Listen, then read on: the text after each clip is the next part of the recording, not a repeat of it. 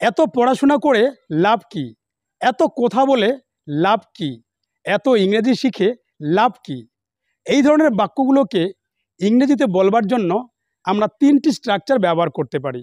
প্রথমটি হলো what's the use of plus verb plus ING plus যদি অবজেক্ট থাকে সেটা বসবে প্লাস সো মাচ।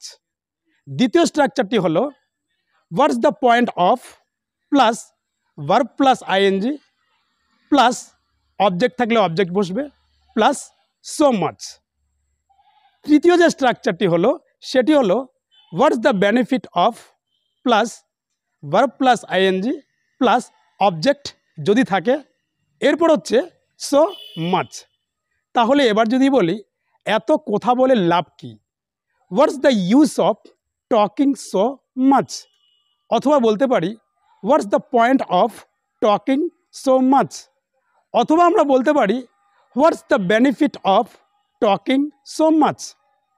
এত পড়াশোনা করে লাভ কি, হোয়াটস the use of studying so much, অথবা আমরা বলতে পারি হোয়াটস the point of studying so much, অথবা আমরা বলতে পারি হোয়াটস the benefit of studying so much.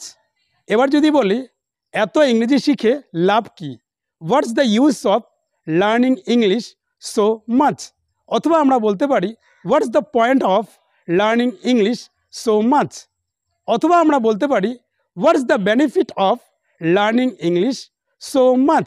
এভাবে আমরা এই তিনটি স্ট্রাকচারের সাহায্যে এই ধরনের হাজারো ইংরেজি বাক্য আমরা তৈরি করতে পারবো। I hope you like the video. If you like the video, please like, comment and share. We'll meet on the next video. Till then, keep practicing. Have fun. Bye-bye.